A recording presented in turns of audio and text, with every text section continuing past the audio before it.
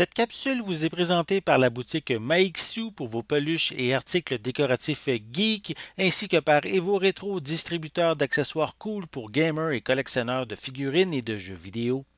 Et bonjour, ici Sébastien, j'espère que ça va bien. Nouvelle critique aujourd'hui, je vous parle de la série Snowpiercer, la saison 1, qui est ici en format Blu-ray.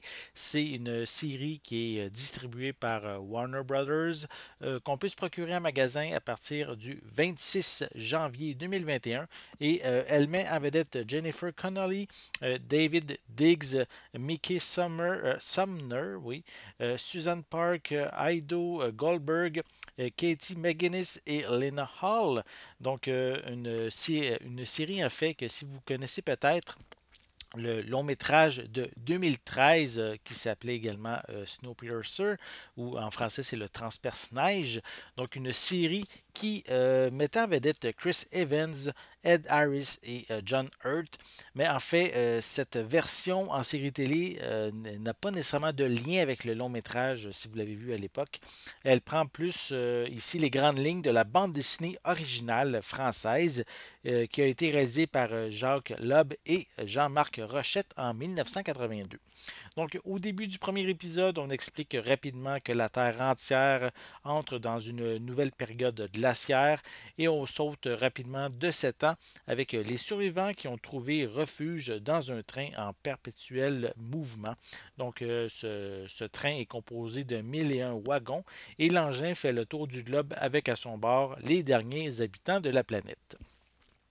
Ici, c'est une sorte de mini-civilisation, hein. Les riches et les nobles vivent dans le luxe des premiers wagons, la classe ouvrière dans les wagons plus en arrière, et les tout derniers wagons sont pour les sans classes, ceux en fait qui ont embarqué dans le transperce-neige illégalement et qui ont à peine de quoi survivre et qui tentent en même temps de se révolter. D'autres groupes font également partie de la population comme la conciergerie, la police du train, l'armée et les équipes de nuit et d'entretien. Le film, justement, le film de 2013, n'avait vraiment pas assez de temps pour développer ce genre de société, ce qui peut se faire maintenant dans cette série télé. Concernant l'intrigue, elle est en lien avec le centre-classe André Layton, qui est le seul inspecteur de police ayant effectué de véritables enquêtes dans l'ancien monde. Il se voit chargé de trouver le coupable d'une série de meurtres. Il va profiter en même temps de la situation pour mettre ses pions afin que justement les centres-classes puissent avoir une vie décente. Il va être suivi de près par Mélanie Cavill, qui est la représentante en chef de M. Wilford. En fait, M. Wilford est celui qui a créé le train, qui est à la tête du train en même temps. La série comporte 10 épisodes. La production a pris quand même ici la bonne décision de ne pas éterniser non plus l'enquête sur l'ensemble de la saison. Je dirais qu'après 4 épisodes, de nouveaux éléments vont être dévoilés, notamment sur la véritable personne qui dirige le train, qui est ici surnommée la Sainte Loco, et sur la préparation de la Révolution, qu'on devine facilement qu'elle va arriver, hein, dès le premier épisode. J'ai vraiment apprécié qu'on prenne le temps de découvrir toutes les classes au sein du train, de nous dévoiler petit à petit les secrets de chacun et que peu importe si on est dans les rangs, peu importe quel rang social on a, mais la série va faire ressortir tant le bien à l'intérieur que le méchant lorsqu'il est question de survie. Chaque membre de la distribution réussit à offrir un jeu convaincant avec évidemment à sa tête Jennifer Connelly et David Diggs qui s'affrontent ici dans un jeu de pouvoir dans les rôles vont même aller jusqu'à s'opposer entre les deux.